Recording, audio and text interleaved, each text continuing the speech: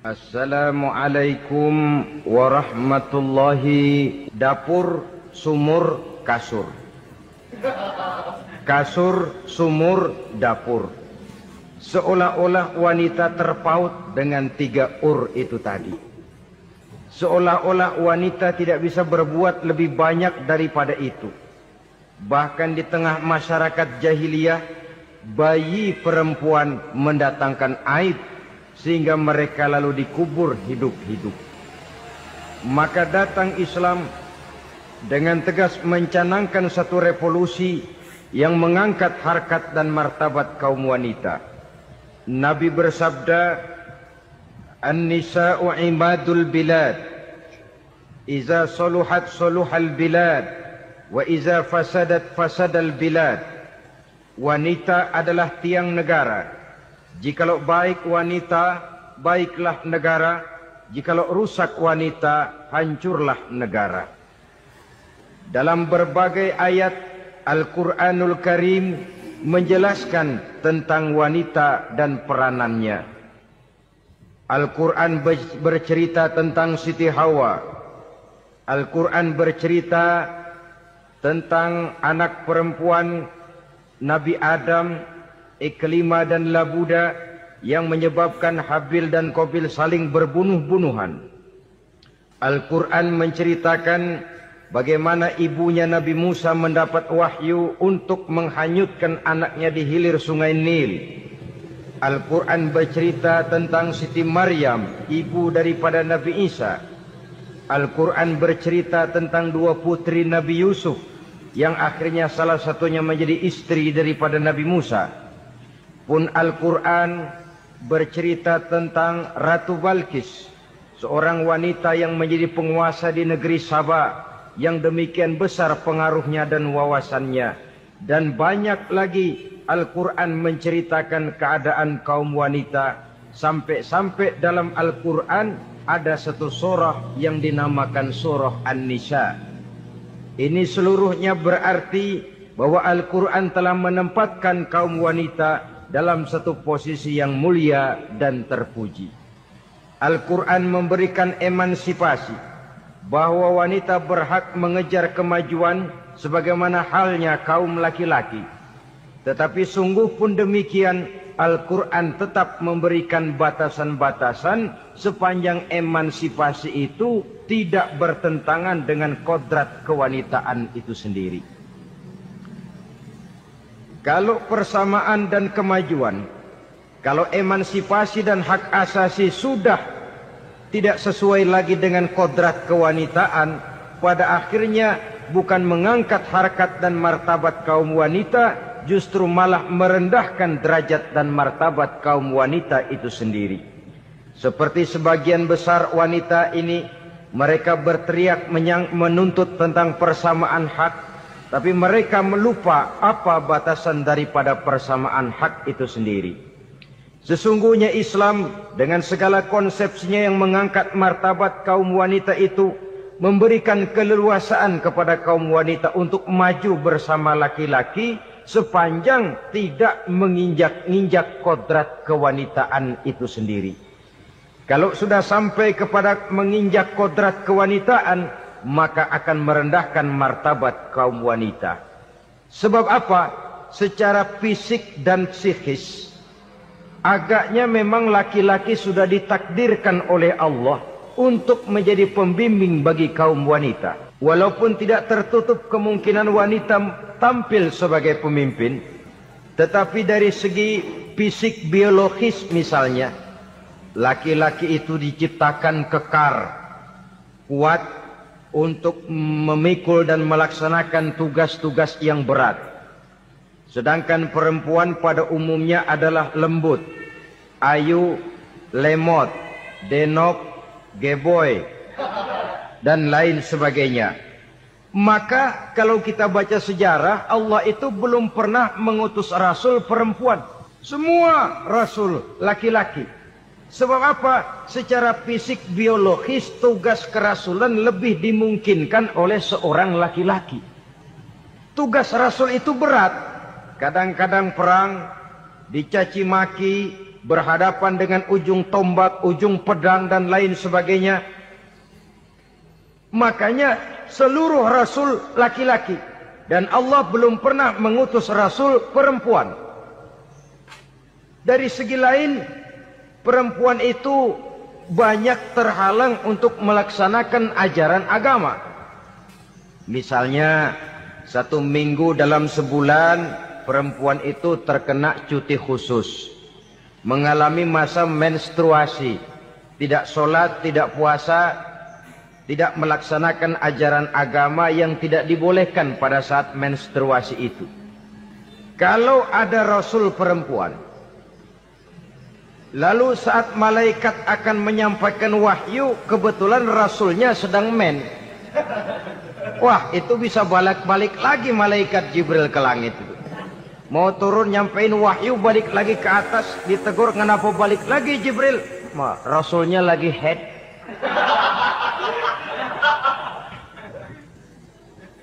Atau pada saat agama dalam bahaya, agama dalam hinaan, agama dalam ancaman, rasulnya perempuan kebetulan sedang hamil besar. Apa lalu perang ditunda? Pengumuman perang ditunda saja sampai rasul melahirkan. Tentu lebih tidak mungkin lagi. Secara fisik, biologis, laki-laki lebih memungkinkan untuk melaksanakan tugas kerasulan ini. Maka seluruh rasul yang diutus Allah adalah laki-laki. Saudara hadirin yang saya muliakan, sungguh pun demikian, Islam itu mengangkat martabat wanita sedemikian tinggi sebagai tiang negara yang menentukan jatuh dan bangunnya negara, yang ikut mewarnai bahkan menjadi warnanya suatu negara. Walaupun peranannya memang tidak begitu kelihatan, tapi sesungguhnya amat sangat menentukan. Oleh karenanya, secara umum, emansipasi yang digariskan oleh Islam, emansipasi yang tidak bertentangan dengan kodrat kewanitaan di berbagai aspek kehidupan. Kalau sekarang emansipasi ini kelihatannya sudah salah pasang, salah kaprah. Bahkan belum lama kita menyaksikan bagaimana ada binaragawati. Di zaman sekarang perempuan sudah mulai angkat besi. Saya mulai mikir kalau perempuan sudah pada angkat besi, ini sudah tanda suaminya udah dekat dibanting-bantingin ini. Tahun-tahun mendatang mungkin akan menyusul perempuan mulai narik becak.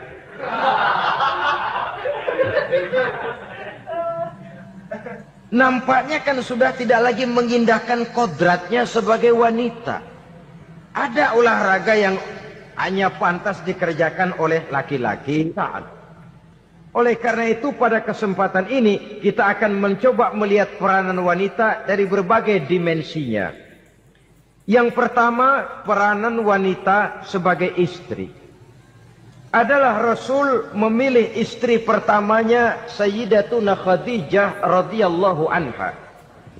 Kalau pilihan utama beliau pertama kali nikah dengan Siti Khadijah, jelas itu pilihannya bukan karena kecantikan. Kenapa? Beliau nikahi Siti Khadijah dalam usia 40 tahun Khadijah dan 25 tahun Rasul. Statusnya janda pula. Kalau beliau seorang pemburu kembang, pemburu bunga, kenapa mesti nikah dengan janda berumur 40 tahun? Sedangkan beliau waktu itu masih berumur 25 tahun. Apa sasaran utamanya? Bisa kita lihat nanti. Setelah beliau diangkat menjadi Rasul, ternyata Khadijah lebih daripada seorang istri. Beliau masuk ke dalam staf Nabi. Orang lain beliau belum beriman, beliau malah beriman lebih dahulu sebagai perempuan pertama yang masuk Islam. Orang lain memusuhi Nabi, beliau malah mengorbankan hartanya untuk membantu perjuangan Nabi. Istri setia semacam ini, dengan peranannya sebagai istri yang sedemikian rupa, memberikan andil yang sangat besar bagi kesuksesan dan keberhasilan seorang suami. Sebaliknya, seorang istri bisa mempengaruhi suaminya. Seorang suami yang jujur, polos, lugu, sederhana, bisa jadi koruptor ulung kalau didorong-dorong oleh istrinya. Seorang istri Pak Lurah memang tidak ikut mengatur kelurahan, tapi dia bisa mewarnai suaminya. Seorang istri gubernur memang tidak ikut mengatur provinsi, tapi dia bisa mewarnai suaminya. Sepanjang warnanya positif, tentu sangat baik dan sangat diharapkan. Tetapi kalau warnanya negatif, kiamatlah akibatnya umat ini. Oleh sebab itu, peran pertama dari kaum wanita sesungguhnya adalah sebagai istri yang mendampingi suami untuk mengolah dan melaksanakan tugas-tugas besar. Dari seorang yang paling kecil sampai kepada seorang yang punya jabatan paling tinggi sekalipun, pengaruh dan peranan istri memang sangat menentukan. Saudara hadirin kaum muslimin rahimakumullah. Itulah sebabnya Nabi menikah dengan Siti Khadijah. Dan lebih dari itu, sebelum menikah dengan Nabi, Siti Khadijah itu sudah terkenal sebagai pengusaha wanita, business girl kalau bahasa sekarang ini. Bahkan jaringan-jaringan bisnisnya tidak hanya Mekah saja, tidak hanya antar kota, bahkan sudah antar negara. Dari Mekah ke Syam, dari Mekah ke Madinah, dan lain sebagainya. Yang bahkan kita tahu Rasul pada mulanya pun ikut membantu perdagangannya Siti Khadijah radhiyallahu anha ini. Jadi kalau bercermin dari karier Siti Khadijah, boleh saja wanita bergerak di bidang bisnis, asal memang profesi, bukan karena dengan senjata dan modal kecantikan lalu membujuk dan meraih orang sampai telak sehingga bisnisnya berjalan lancar dengan jalan menjual kecantikannya. Tidak, bergerak di bidang bisnis yang memang profesinya di situ. Tidak ada salahnya. Bisa saja perempuan menjadi business girl seperti yang dicontohkan oleh Siti Khadijah radhiyallahu anha ini. Sebab itu, kontes-kontesan yang hanya bertitik kepada rupa yang ayu saja, rupa yang cantik saja, sesungguhnya bukan hanya tidak bermanfaat, tapi saya pikir juga sangat tidak mendidik. Yang mengajar anak-anak remaja putri kita untuk berlomba-lomba hidup dalam kepalsuan. Alis mata palsu, hidung pesek dimancungin, palsu, operasi plastik. Alis matanya dikerik, bikin yang palsu. Tai lalat lagi bikin yang palsu. Gincu bibir dimerahin, palsu. Seluruhnya hidup dalam kepalsuan. Akan lebih baik kalau kita ini misalnya mengadakan kontes yang menitik beratkan kepada ketinggian IQ, kecerdasan, kemampuan, skill, keahlian dan kemampuan. Tidak hanya dititik beratkan kepada rupa yang ayu dan cantik semata-mata. Sebab di samping manfaatnya diragukan, juga sangat tidak mendidik buat generasi yang akan datang. Terutama ibu-ibu, peran utama wanita sesungguhnya adalah sebagai istri mendampingi suami dalam melaksanakan tugas-tugas besar. Satu hari, serombongan ibu-ibu pernah datang menghadap Rasul mengajukan satu resolusi. Protes kalau bahasa kita sekarang. Ya Rasul, ada apa bu? Kalau laki-laki sih enak. Enak bagaimana? Iya, kalau orang laki-laki sholat, perempuan sholat. Laki-laki puasa, perempuan puasa. Laki-laki pergi haji, perempuan pergi haji. Laki-laki menuntut ilmu, perempuan bisa menuntut ilmu. Tapi kalau laki-laki pergi jihad, perang membela agama, kami perempuan tidak bisa ikut jihad perang di medan pertempuran. Padahal pahala jihad sangat besar dan kami ingin mendapat pahala jihad. Tidak adil kalau begini ya Rasul. Izinkan kami pergi jihad. Ini perempuan di zaman Rasul. Kalau ada kebaikan tidak bisa ikut, rasanya rugi bukan main, lalu protes. Apa jawab Rasul? Beliau senyum. Ibu-ibu jangan khawatir. Walaupun ibu-ibu tidak maju ke medan perang, ada ibadah yang pahalanya sama dengan pahala jihad itu. Apa ya Rasul? Beliau menjawab, jihadukunna fi baitikunna.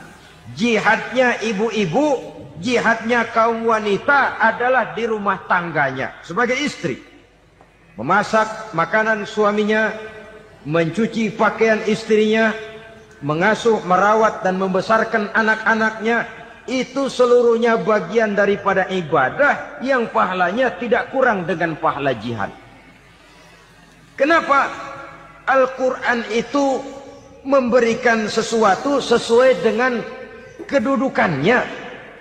Kalau perempuan pergi perang jihad membela agama, musuhnya laki semua, kayak apa perangnya? Itu musuhnya bisa nggak mau pakai pedang, perangnya udah gulat aja udah. Sehingga Rasul lalu memberikan satu jalan keluar yang membuat wanita-wanita itu lega. Jihadukunna fi baitikunna. Ibu-ibu sih tidak usah khawatir. Jihad ibu adalah di rumah tangga ibu-ibu semua. Sejak bangun tidur sampai tidur kembali, nyaris kaum ibu itu 24 jam pekerjaannya. Sebagai istri, dia melaksanakan jihad di rumah tangganya. Peranan wanita yang pertama adalah sebagai istri yang walaupun tidak kelihatan dan menonjol seperti halnya laki-laki, tapi sangat mewarnai, bahkan menjadi warna dari tugas apapun yang dihadapi oleh suaminya. Dulu ada seorang orator, kalau pidato hebat bukan main. Kalau dia bernada gembira, semua orang senyum. Kalau dia bercerita tentang sesuatu yang sedih, satu masjid orang nangis. Orang tanya kepadanya, "Pak, bisa pidato begitu hebat, siapa yang bikin?" "Ya saya sendiri." Istrinya dari belakang bilang, "Tidak, yang bikin pidatonya hebat saya." Kata suaminya, "Mana bisa, saya." "Saya," kata istrinya. "Kalau saudara tidak percaya, tunggu Jumat depan. Dia khutbah Jumat, saya akan bikin khutbahnya tidak hebat," kata istrinya. Sudah hari Rebo, siap-siap mau bikin konsep khutbah.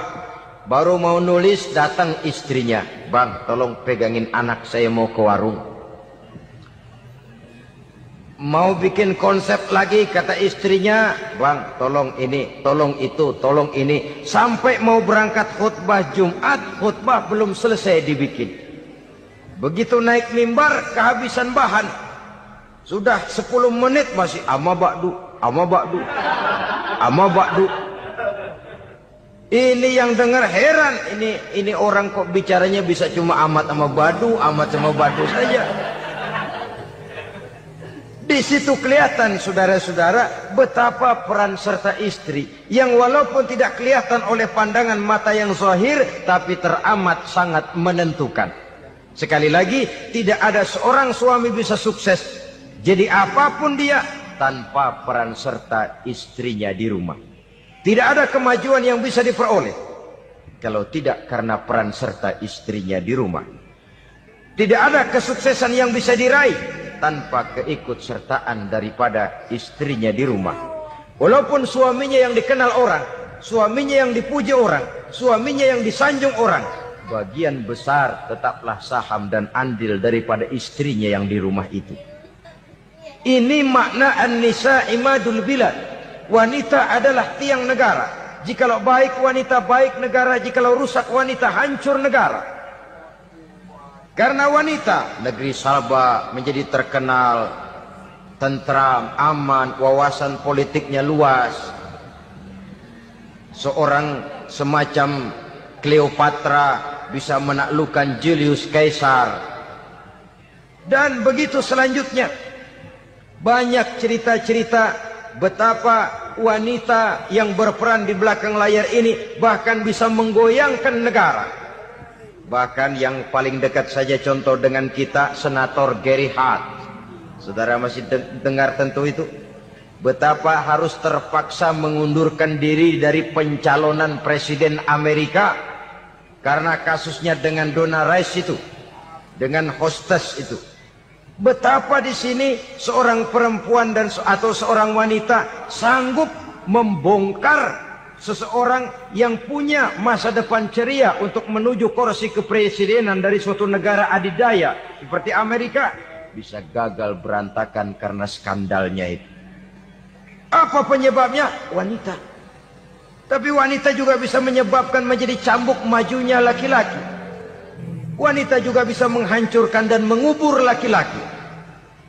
Saudara hadirin yang saya muliakan, ia memang kelihatannya makhluk yang lemah, tapi di balik kelemahannya itu sesungguhnya dia bisa menelan laki-laki yang bagaimanapun besarnya. Saudara-saudara kaum muslimin rahimakumullah, terutama ibu-ibu yang saya hormati, jadi peranan yang pertama wanita sebagai seorang istri. Yang kedua, wanita sebagai ibu. Ini juga sangat besar pengaruhnya dalam membentuk generasi masa yang akan datang. Bapak, oleh karena kesibukan tugasnya tentu lebih banyak di luar rumah. Yang nyaris 24 jam di rumah itu ibu. Bagaimana dia merawat anaknya, bagaimana dia menaruh perhatian terhadap anaknya, bagaimana ia melimpahkan kasih sayang kepada anak-anaknya, akan membentuk kepribadian anak dan artinya membentuk generasi yang akan datang. Kalau seorang ibu sudah cuek-cuek saja kepada anaknya, padahal Quran mengatakan al-jannatu tahta aqdamil ummahat, surga di bawah telapak kaki ibu. Hadis ini bisa kita artikan macam-macam. Pertama, anak tidak akan mendapat kebahagiaan tanpa ridho daripada ibunya. Kedua, ibu adalah wanita agung yang harus ditaati. Ketiga, neraka atau surga anak bergantung kepada ibu. Bagaimana dia mewarnai anak. Kalau ibunya cuek-cuek saja sama anaknya, dan sering jadi contoh klasik, kalau anak ayamnya beduk maghrib belum pulang, satu RT dicariin, hansip diundang, kalau perlu dan ramil dilaporin. Tapi kalau anak gadisnya jam 12 tengah malam belum pulang, ibu tenang saja Pak. Tidak tergerak dan tidak tertarik hatinya. Ya tentu tidak semua. Kalau sudah begitu, bukankah hakikatnya ibu sudah menciptakan neraka buat anaknya sendiri? Khalil Gibran dalam satu tamsil yang indah pernah mengatakan, kalau kita diberikan sebutir mutiara, sebutir intan, dan intan itu sebutirnya sebesar telur ayam, benda yang sangat langka dan berharga, tentu kita sayang intan atau mutiara itu. Kita jaga baik-baik, kita simpan dalam kotak, kotaknya kita kunci, kotak itu kita simpan di dalam lemari, lemarinya kita kunci lagi, lemarinya ada di dalam kamar, kamarnya pakai pintu, pintunya kita kunci lagi. Kamar itu ada dalam rumah, rumahnya pakai pintu, dikunci lagi. Kemudian rumahnya pakai pintu gerbang besar, gerbangnya juga digembok lagi. Untuk menjaga intan itu jangan sampai hilang, begitu usaha kita berlapis-lapis. Dan intan itu sudah diberikan kepada kita, kata Khalil Gibran. Apa dia? Anak-anak yang diamanahkan Allah kepada kita. Itu intan-intan mahal. Itu mutiara-mutiara pilihan yang dititipkan dan diamanahkan untuk kita jaga sebaik-baiknya. Haruskah dia sia-sia di tangan kita? Haruskah dia merana jatuh di tangan ibu yang tidak punya tanggung jawab? Saudara hadirin yang saya muliakan, oleh karenanya peranan sebagai ibu ini sangat menentukan bagi pembentukan generasi yang akan datang. Salah ibu mengarahkan anak, akan lahir generasi mendatang yang tidak kita harapkan. Sehingga Nabi bersabda, kullu mauludin yuladu 'alal fitrah fa abawayhi yuhawwidanihi aw yunassiranihi aw yumajjisanihi. Setiap bayi dilahirkan dalam keadaan suci, setiap bayi dilahirkan dalam keadaan bersih, tidak punya dosa. Islam tidak mengenal dosa warisan. Semua saja bayi lahir dalam keadaan suci dan bersih. Kalau demikian lalu bagaimana? Kata Nabi, ibu bapaknya lah yang kelak akan menjadikan anak itu sebagai Yahudi, yang kelak menjadikan itu anak itu sebagai Nasrani, atau menjadikan anak itu sebagai majusi. Ibu bapaknya yang mewarnai anak. Ibaratnya anak itu kertas putih, mau ditulis tinta hijau warnanya hijau, mau ditulis tinta merah warnanya merah, mau ditulis tinta hitam pun warnanya hitam. Oleh karena itu pembentukan anak yang soleh secara mental sesungguhnya sudah diwarnai oleh kebiasaan ibu bapak dalam pergaulan di rumah tangganya secara mental. Sehingga dengan demikian saudara-saudara, salah kaprah ibu dalam mengarahkan anak-anaknya akan melahirkan generasi penerus yang sungguh-sungguh tidak kita harapkan, dan pada gilirannya akan membahayakan perkembangan bangsa dan negara, membahayakan kita sebagai suatu umat. Apalagi sekarang ini masih banyak orang-orang muslim, orang-orang tua muslim yang kadang-kadang menyekolahkan anaknya di sekolah yang membahayakan akidahnya, mematikan imannya, menghancurkan tauhidnya. Pokoknya asal bonafid keluar sekolah ada jaminan lapangan kerja, perkara anak mau kafir mau murtad bukan urusan. Alangkah ironi dan sangat menyedihkan. Saudara-saudara yang saya hormati, jadi dari segi kaum wanita peranan ibu sangat besar. Dari segi anak, ketaatan kepada ibu, doa restu ibu akan membawa kepada kebahagiaan hidup. Doa ibu mustajabah, kutukan ibu manjur. Beberapa hikayat dan riwayat menjadi contoh dan tamsil buat kita betapa tidak ada satu kebahagiaan di dunia ini yang bisa ditegakkan tanpa doa restu daripada ibu. Pantas kalau dalam Al-Quran ada ummul kitab, ibunya atau induknya kitab. Tiap negara punya ibu kota, bapak kota tidak ada. Lalu lagi wawasan Nusantara disebut ibu pertiwi, bapak pertiwi kemana tahu. Saudara hadirin yang saya muliakan, lalu dalam peringatan hari-hari besar nasional ada yang namanya Hari Ibu. Hari bapak nggak pernah diperingati.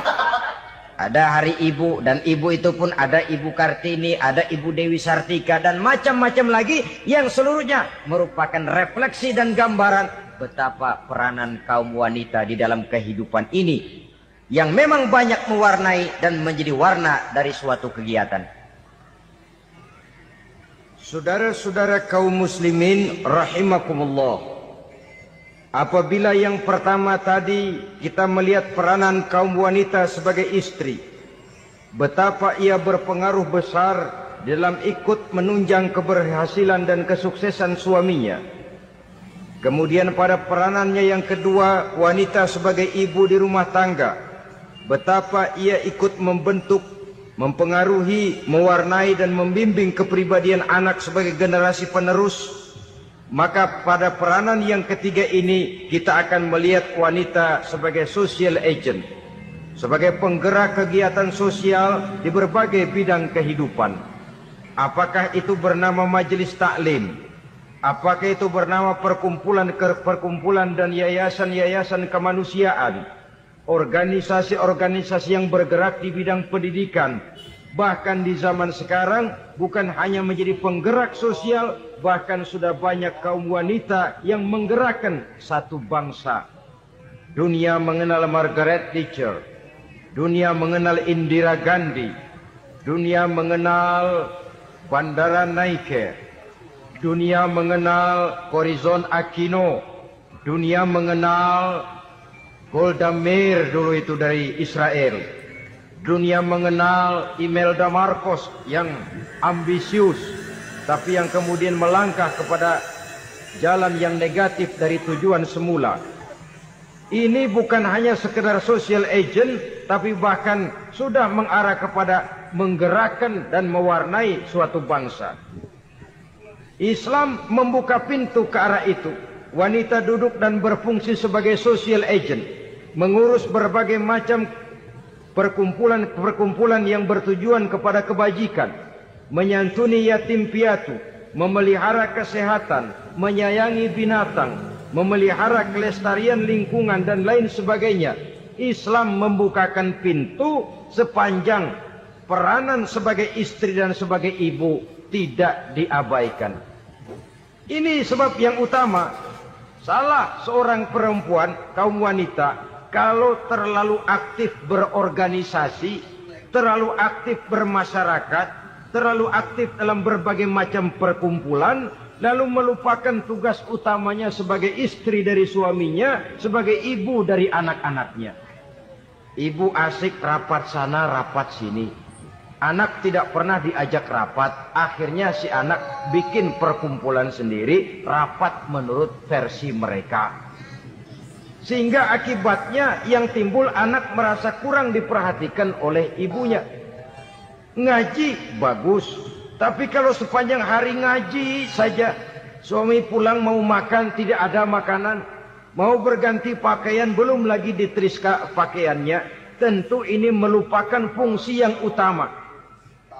Kegiatan sosial, kegiatan di organisasi adalah jadwal kegiatan setelah fungsi sebagai istri dari suami, sebagai ibu dari anak-anak dilaksanakan dengan sebaik-baiknya. Bukan tidak baik ngaji, kalau dari ngaji ke ngaji saja. Bangun tidur ngaji. Jam 7 ngaji, berangkat jam 11. Sholat zuhur berangkat ngaji lagi, pulang sore, malam ngaji lagi. Suami tidak terurus, anak-anak pun terbengkalai, rusaklah rumah tangga. Dan bukankah satu bangsa terdiri dari satu tatanan masyarakat, dan tatanan masyarakat yang paling kecil bernama keluarga. Keluarga merupakan unit dari masyarakat, unit yang terkecil, dan keluarga terdiri dari pribadi-pribadi yang merupakan bapak, ibu, dan anak-anak. Sehingga masyarakat bangsa yang baik terdiri dari masyarakat yang baik. Masyarakat yang baik tersusun dari keluarga-keluarga yang baik. Dan keluarga yang baik akan muncul dari pribadi dan individu yang baik. Pribadi dan individu yang baik yang sadar mana kewajiban yang primer, mana kewajiban yang sekunder. Sebagai social agent, dia lalu mawas diri dengan tetap mempertimbangkan kodrat kewanitaannya itu tadi.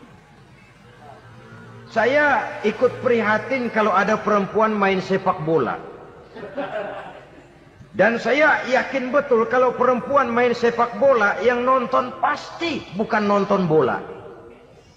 Ya mungkin bola juga, tapi bola yang mana? Itu wallahu a'lam. Ya dicari olahraga yang sesuai dengan kodrat kewanitaan begitu. Dicarilah olahraga yang sesuai dengan kodrat kewanitaan. Sepak bola sudah maju, ya belakangan saya katakan tadi muncul lagi wanita angkat besi. Belakangan bisa kita bayangkan wanita main tinju. Babak belur sudah kalau sudah begitu. Kemajuan dengan melupakan kodrat kewanitaan akan menyengsarakan kaum wanita itu sendiri. Silahkan maju menjadi social agent, menjadi penggerak di masyarakat. Para istri Rasul bisa kita jadikan satu figur. Siti Khadijah, figur sebagai istri pendamping.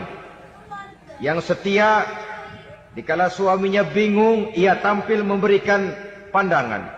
Dikala suaminya bingung, ia memberikan tanggapan. Dikala suaminya dimusuhi orang, ia menampakkan kesetiaannya. Kau tidak sendiri bang, aku di sisimu. Dikala jiwanya gelisah ketika pertama kali menerima wahyu berhadapan dengan malaikat Jibril, Khadijah yang menghibur. Kalla ma yukhzikallahu abada. Tidak apa-apa bang, Allah tidak akan menyusahkan kau untuk selamanya. Tenang sajalah, tenang. Abang orang baik-baik, Allah tidak akan menyengsarakan abang. Peran sebagai istri. Dan Rasul mantap. Sehingga bertahun setelah Khadijah wafat, selalu terkenang dan dikenang oleh Rasul. Pernah satu saat beliau itu seperti orang melamun. Aisyah tanya, kok seperti ngelamun bang? Iya kata Rasul, saya seperti mendengar suara terompahnya Khadijah di surga. Padahal Khadijah sudah lama wafat. Aisyah mendengar itu rada sedikit manyun. Kata Aisyah, bang cukup sekali ini saja, jangan sebut-sebut lagi nama itu ya. Cemburu rupanya. Ya soal cemburu sih nggak bini Nabi, nggak bini kita, namanya cemburu. Perempuan mesti ada. Apa jawab Rasul? Ya Humairah, Aisyah, Haruskah saya melupakan seseorang yang dikala orang lain memusuhi saya, dia mati-matian membela saya. Dikala orang lain mau membunuh saya, dikorbankan hartanya untuk membantu perjuangan saya. Mestikah saya melupakan orang yang begitu baik? Tidak, Aisyah. Sepanjang nafas masih ada, sepanjang itu saya tidak akan bisa melupakan Khadijah sayang. Peran sebagai istri Khadijah ini, peran sebagai istri. Suaminya bingung, istrinya memberikan hiburan. Kadang kan tidak, suami bingung, istri bingungan lagi. Ya sudah, mari ramai-ramai kita bingung sudah. Bukan mencari jalan keluar, yang sudah bingung malah ditambahin bingung lagi. Saudara hadirin yang saya hormati, lalu figur Siti Aisyah, muda, cantik, kreatif, cerdas. Kalau bahasa sekarang barangkali wanita karier ini. Ini figur-figur. Jadi punya keistimewaan masing-masing. Sehingga ada pilihan. Ya tentu orang mencari istri itu kan karena ada dasar pilihan. Mungkin rupanya kurang menarik tapi akhlaknya bagus. Mungkin akhlaknya sedang-sedang saja tapi potongannya cakep. Masih ada pilihan. Sudah potongan jelek, akhlak bejat. Emangnya lu milih merem tempo hari ya?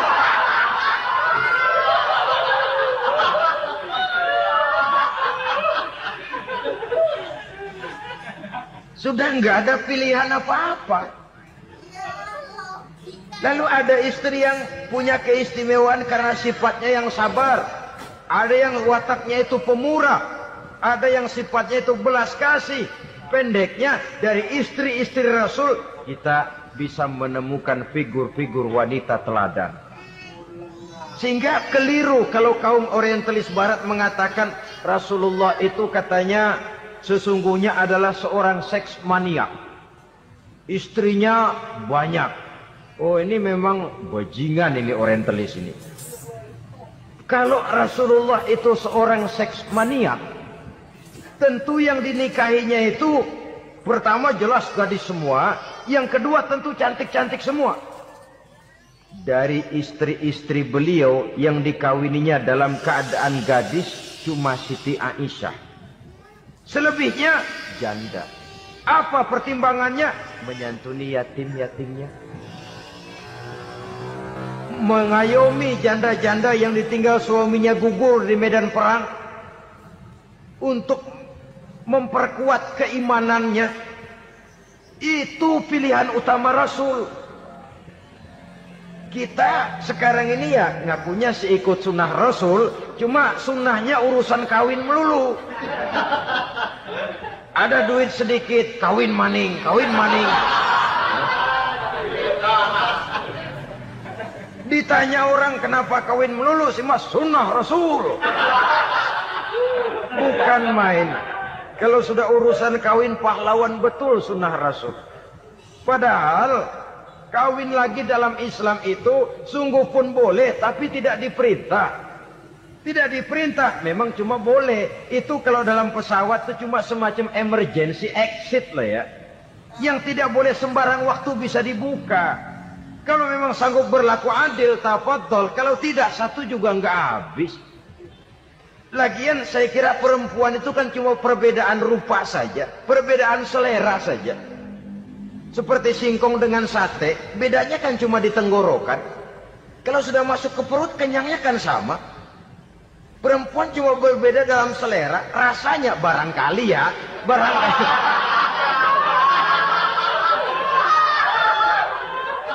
Barangkali tidak jauh beda.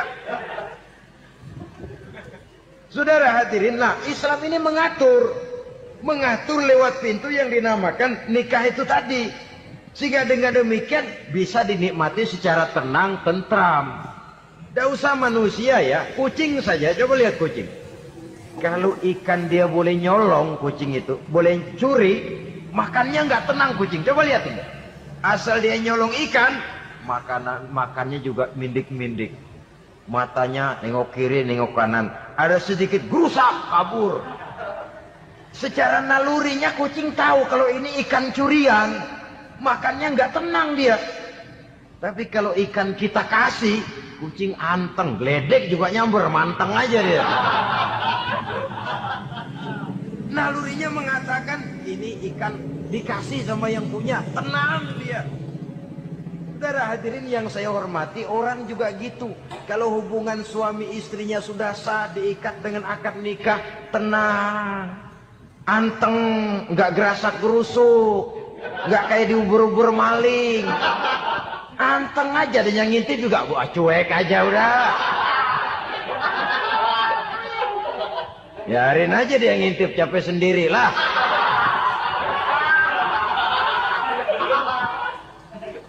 Tapi kalau nyuri-nyuri, coba lihat dah. Mana di kebun. Banyak nyamuk. Banyak nyamuk. Ansip mukul tiang listrik, dia yang bingung. Islam ini sesungguhnya memudahkan jalan, saudara-saudara. Jadi sebagai social agent, wanita bisa melakukan, bisa berperan untuk itu. Apalagi untuk hal-hal yang menyangkut wawasan kemanusiaan, di mana kaum wanita karena emosinya lebih tinggi daripada kaum laki-laki, dia sangat peka terhadap masalah-masalah yang menyangkut kemanusiaan. Hatinya mudah tergugah, perasaannya cepat terenyuh.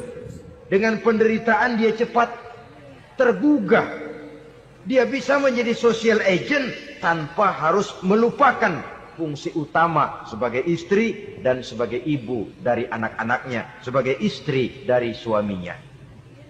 Saudara hadirin yang saya muliakan, dahulu Al-Quran pernah menceritakan betapa istri-istri pembesar di istana mewah di zaman Nabi Yusuf, kalau istilah sekarang nyonya-nyonya jet set, nyonya-nyonya VIP, betapa mereka mau memporak-porandakan keimanan seorang pemuda seperti halnya Nabi Yusuf alaihi salam.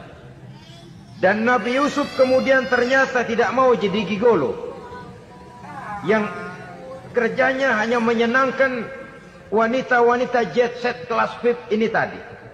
Sesungguhnya ini cuma satu simbol yang kejadiannya bisa saja terjadi pada zaman modern dalam versi dan kondisi yang berbeda.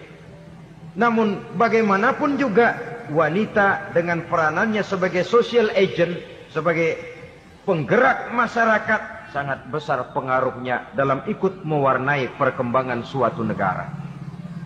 Seorang suami perlu memberikan dorongan kalau istrinya aktif di bidang sosial. Asal dengan catatan saja, fungsi sebagai istri, fungsi sebagai ibu, jangan sampai terlantar karenanya. Bahkan saya katakan tadi, di zaman sekarang wanita tidak lagi hanya berfungsi sebagai social agent, bahkan sebagai national agent, penggerak dari satu bangsa. Muncul wanita-wanita yang jadi menteri, yang jadi anggota DPR, bahkan yang jadi kepala desa dan lain sebagainya. Secara umum memang ar-rijal qawwamuna 'alan nisa. Laki-laki adalah pembimbing bagi kaum wanita karena kelebihan fisik biologis, kelebihan kemampuan intelektual dan lain sebagainya. Namun wanita pun boleh saja menjadi social agent sepanjang catatan yang saya sampaikan tadi. Jangan sampai melupakan kodrat kewanitaan, jangan sampai mengalahkan fungsi sebagai istri dari suaminya, sebagai ibu daripada anak-anaknya. Nah, kemudian fungsi yang keempat di bidang ilmu pengetahuan. Islam memberikan kesempatan yang sama kepada kaum wanita. Thalabul ilmi faridatun ala kulli muslimin wa muslimatin. Menuntut ilmu itu wajib hukumnya bagi orang Islam, baik laki-laki maupun perempuan. Sampai dibentuk kalimat pengecua khusus ini, muslimin wa muslimatin. Bagi muslim laki-laki, bagi muslim perempuan. Dan alhamdulillah, kalau dulu di zaman Raden Ajeng Kartini, nasib perempuan berada di balik pintu yang digembok rapat-rapat, siklusnya berputar cuma sumur, dapur, kasur, kasur, sumur, dapur, dapur, sumur, kasur.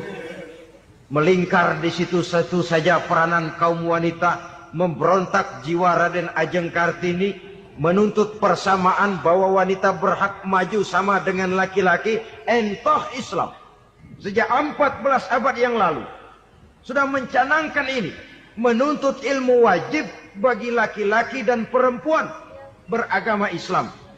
Orang Islam baik dia laki-laki, baik dia perempuan, wajib menuntut ilmu.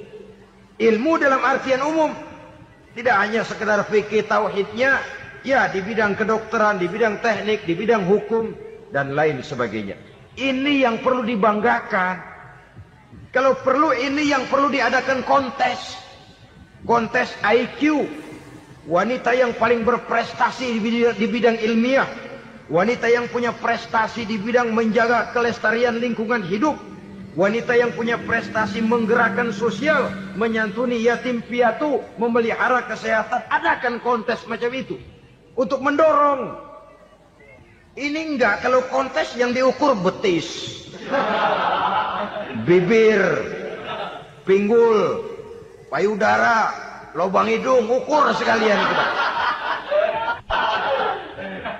Apa manfaatnya dan apa unsur pendidikan yang ada di dalamnya? Tidak menguntungkan, tidak mendidik, dan tidak membawa manfaat.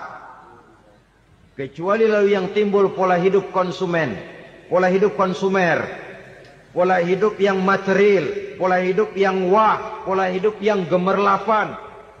Ya, kalau oleh anak-anak muda yang terjangkau, kalau tidak, dia hanyut ditelan mimpinya. Dia ingin bergaya hidup jet set. Sementara dia dihadapkan oleh kenyataan bahwa dia tinggal di kampung. Ibu bapaknya orang kampung. Dan lain sebagainya. Jiwanya berontak. Terjadilah kegalauan.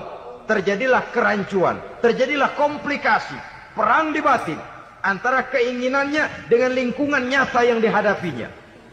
Dan kalau sudah ada gejala semacam itu, penyakit-penyakit kejiwaan akan mudah muncul.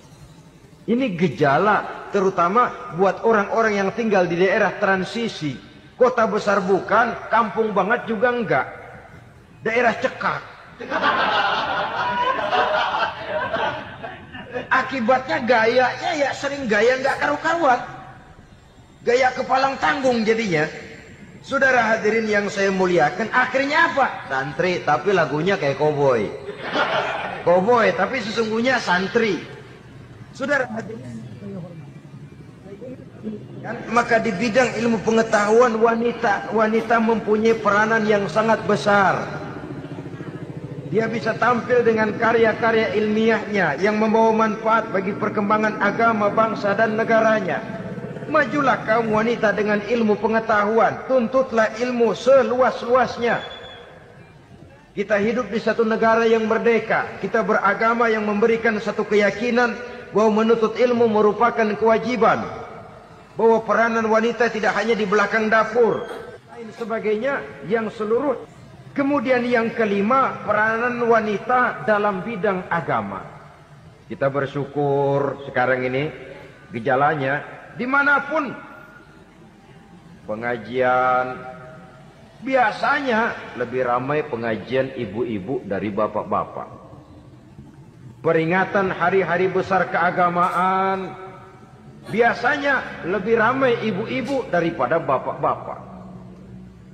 Pengajian, ibu lebih ramai. Padahal kalau bicara sibuk, lebih sibuk ibu daripada bapak misalnya. Kalau sudah pengajian bapak-bapak, biasanya pengajiannya ramai cuma 3 giliran itu. Pembukaan, maulid, penutupan. Kalau sudah yang rutin pengajian tiap minggu, 3 pojok yang ngaji. Yang atu nguap, yang atu pules, yang atu ngiler. Saudara hadirin yang saya muliakan, ada badan kontak majelis taklim yang merupakan wadah daripada kegiatan ibu-ibu. Ada Ittihadul Muballighat, Persatuan Muballighat. Ada Persatuan Para Asatiza. Dan macam-macam lagi peranan ibu-ibu di dalam kehidupan beragama. Tapi sesungguhnya harus dimulai dari bagaimana si ibu mewariskan jiwa agama kepada anak-anaknya di rumah tangganya. Kalau itu gagal, dia mau melangkah ke masyarakat, dia sudah gagal sejak awal sesungguhnya. Keberhasilannya dia menata masyarakat akan mengakibatkan dia nanti bernasib seperti Nabi Nuh. Berhasil mengajak beberapa orang kafir mengikuti ajarannya, tapi gagal mengislamkan putranya sendiri Kan'an. Bukan tidak berusaha, tapi memang Allah sudah menghendakinya sedemikian untuk menjadi contoh buat kita semua. Yang penting orang tua berusaha dan berikhtiar. Kalau sudah berusaha dan berikhtiar, anak ternyata memang sulit diurus, barangkali memang fotokopinya Kan'an tuh anak.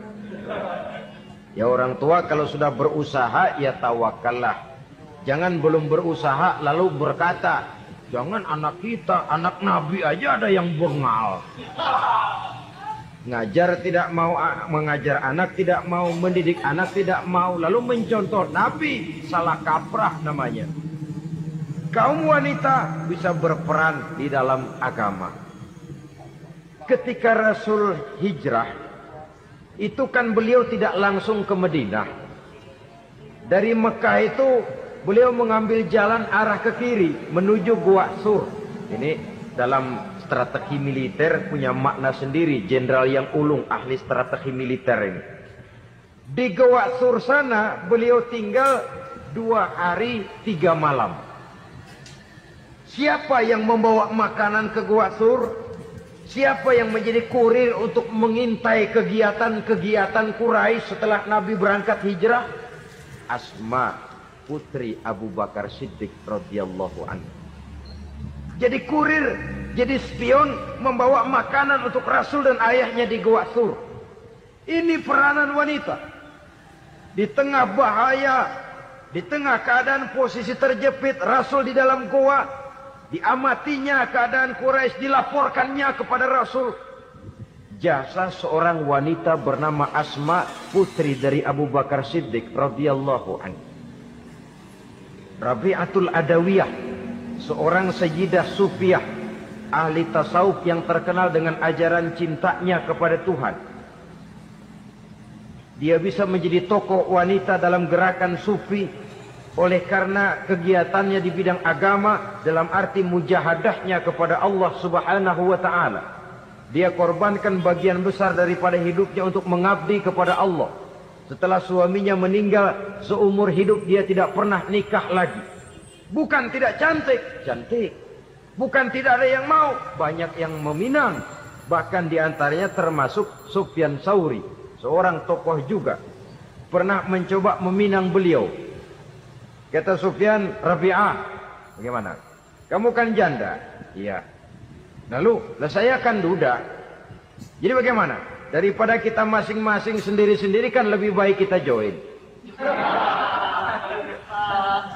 Maksud kamu apa? Saya mau meminang kamu. Boleh? Tapi mas kawinnya saya minta engkau jawab 4 pertanyaan saya. Kalau bisa, diri saya seutuhnya saya berikan kepada kamu. Kalau tidak, tidak usah saja. In ajabtani fi 4 masail fa ana laka. Kalau engkau sanggup menjawab 4 pertanyaan saya, seluruh diri saya bulat-bulat saya serahkan kepada kamu. Yang pertama, Sufyan, semua orang kan bakalan mati. Iya. Ya soal mati sih sama, mati. Cuma hakikat mati kan lain-lain. Ada yang matinya itu husnul khatimah. Mati baik di akhirnya. Lagi ngaji, mati. Lagi baca Quran, mati. Lagi sholat, mati. Lagi dengar ceramah, mati. Lagi sodako, mati. Itu mati-mati yang su'ul khatimah. Ada yang mati itu, mati yang husnul khatimah maksud saya. Ada mati itu yang disebut su'ul khatimah, jelek di penghujungnya. Lagi nyekek botol, mampus. Lagi banting kartu, plak, plak. Habis. Lagi makan riba, mati. Lagi zina, mati. Lagi nipu, mati. Kira-kira kalau saya nanti mati, su'ul khatimah apa husnul khatimah? Loh, saya nggak tahu, kamu mati saja belum. Tidak bisa kamu jawab? Tidak bisa. Yang kedua, setelah mati kita masuk ke alam kubur. Di kubur kita akan dapat nikmat kubur atau azab kubur. Hari itu kira-kira saya dapat nikmat apa dapat azab? Saya tidak tahu. Di padang mahsyar setelah ditimbang kita dapat kitab di tangan kanan kalau baik, di tangan kiri atau dari belakang kalau jahat. Hari itu saya dapat kitab di tangan kiri apa tangan kanan? Saya nggak tahu. Yang keempat, orang akan lewat di atas sirat. Yang selamat sampai surga, yang celaka sampai ke neraka. Kira-kira saya yang selamat apa yang celaka? Wah, kata Sofyan, gua nggak tahu, udah butek dah lempangan itu deh. Kalau kau tidak tahu, Sofyan, tidak bisa jawab 4 pertanyaan ini, maaf saja, lamaranmu saya tolak dan saya tidak akan nikah. Ini yang saya khawatir. Maka dia terkenal sebagai Sayyidah Sufiyah, tokoh wanita dalam dunia sufi. Dan artinya wanita bisa berperan banyak dalam bidang agama. Sebagai pengasuh majelis taklim, sebagai pengasuh yatim piatu, sebagai gerakan-gerakan keagamaan yang positif dan lain sebagainya. Ini dimungkinkan karena Islam menunjang harkat dan martabat kaum wanita.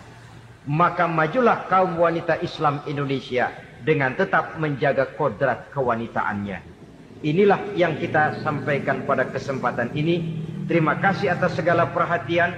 Mohon maaf atas segala kekurangan. Wassalamualaikum warahmatullahi wabarakatuh.